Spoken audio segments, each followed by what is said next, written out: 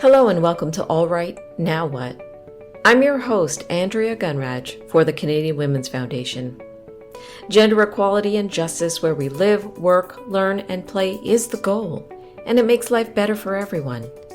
This podcast is our chance to connect with insightful people and explore what it'll take to get there in Canada.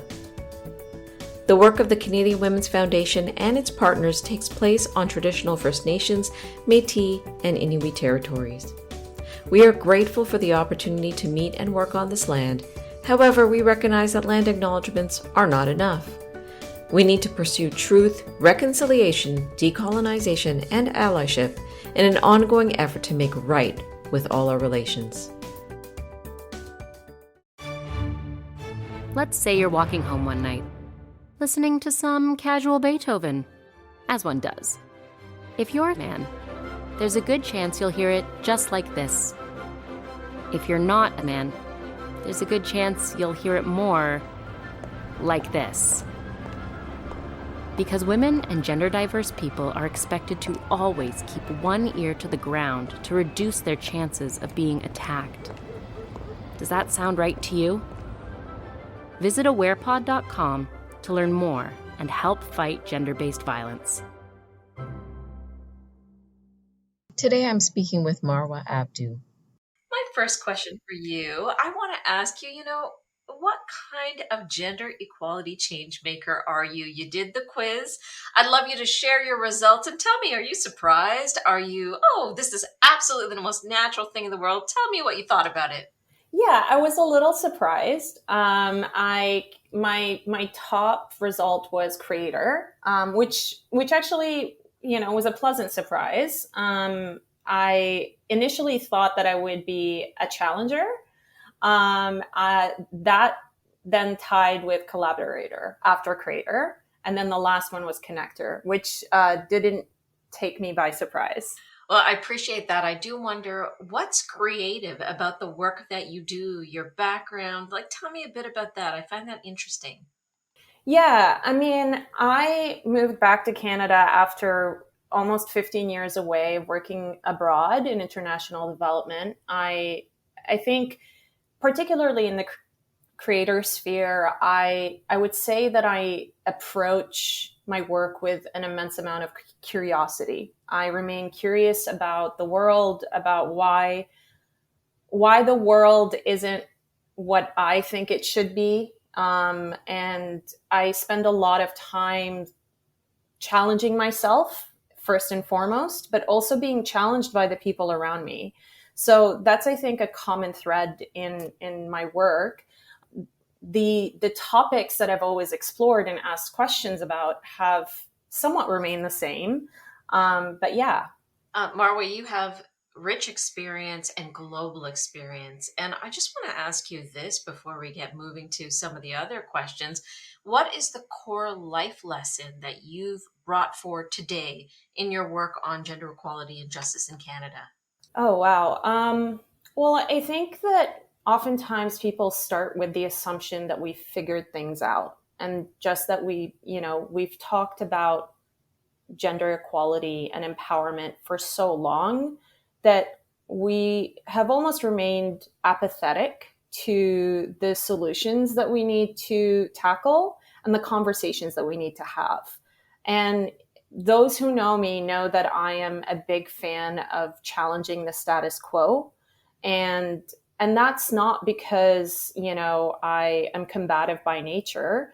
I just think that we need to continue to challenge ourselves because the world is evolving and changing.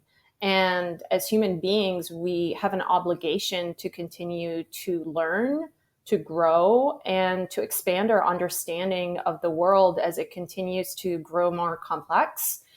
And we also don't exist in solitude. We exist in community. And we have an obligation of leaving the world more in a better place than we entered it. And so I think that where you have disagreements and polarities is, what does that world look like? And how can we tackle the change that we need to make happen? But that's also where the most exciting conversations can be. I mean, I appreciate your optimism here, and I think that there's perhaps a place of passion that I can ask you about. Given the work that you do, I can make a lot of assumptions about what you're passionate about today, but tell me a bit about this. What are you feeling really excited and passionate about today when it comes to moving the needle on gender equality in Canada? Well, if I'm being honest, I I I wouldn't say that I am as optimistic today as I would have been 10 years ago. I think, I think of myself when I was a young student, and I had a very almost doughy-eyed understanding of how institutions worked. I spent a lot of time working for multilateral institutions, private sector organizations, NGOs. I've worked in many countries and lived in many countries around the world. And I have been fortunate enough to be humbled by the things that tie us together, as well as the things that where the chasms exist in terms of our view of the world. But I think to answer your question, what continues to keep me going, especially as we see the erosion of conversation around diversity and equity and inclusion, when it was always meant to be a conversation starter and not the floor, not the ceiling, but the floor of where we need to go. I remind myself that if I was to stop what I'm doing, how could I face myself? How could I hold myself accountable to my communities, as a woman, as an immigrant, and I think that is a reason to continue doing the work, because there are people who are listening. And I think the challenge here is, how do we continue to look at this from different vantage points and challenge yourself and others to understand the problem in dynamic ways? So let's speak about a specific problem, a very dynamic problem. You just recently were involved in this new report that came out, how women entrepreneurs can help offset trade and tariff shocks. And this is on everyone's lips today. Can you tell me, if I'm to do a summary of this and understand key points and key lessons from this report, can you give me a sense? Yeah, so the report is a follow on from last year's report called Barely Breaking Ground. Last year's report focused on the progress of women in management in Canada. This year's report really dives into the current landscape of women entrepreneurs and women owned businesses, but it also delves into unpacking, proprietary data that I don't think exists anywhere in terms of industry distributions of women owned businesses, geography distributions, looking at the life cycle of entrepreneurship. And because I think sometimes when people talk about women entrepreneurs, we just talk about it in a very generic sense. We have, single numbers that don't really reveal much about the picture in a nuanced way.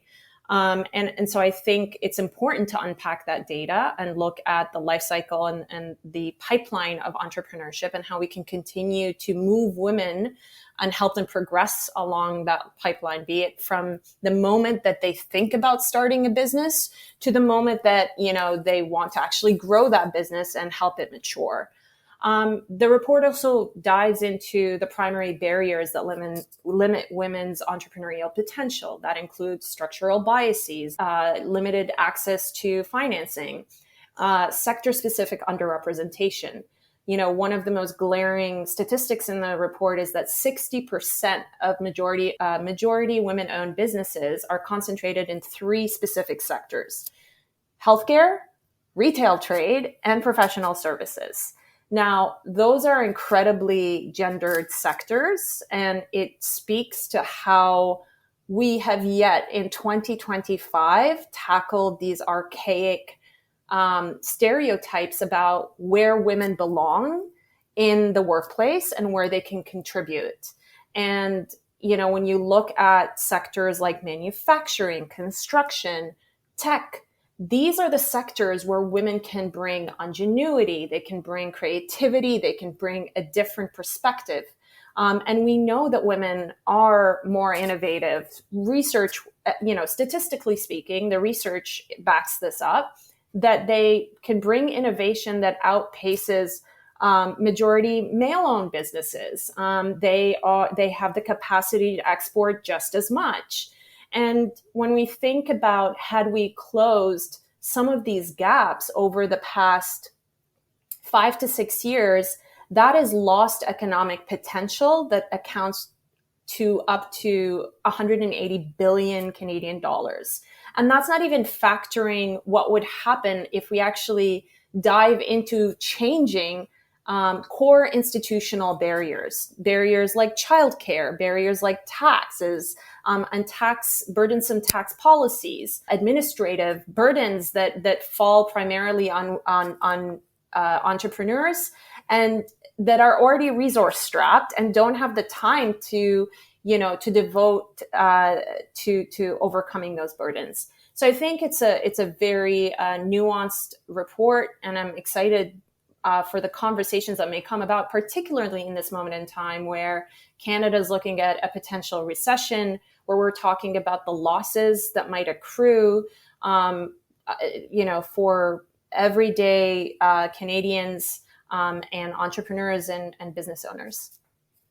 What I'm taking from this is billions of dollars lost because we didn't do what we needed to do for gender equality, billions to be gained, but we have to look at it from that perspective as opposed to just jumping on the tax and tariff emergency and worrying about that. We have to think a little bit more long term. So I'll ask you this last question for you. All right, now what?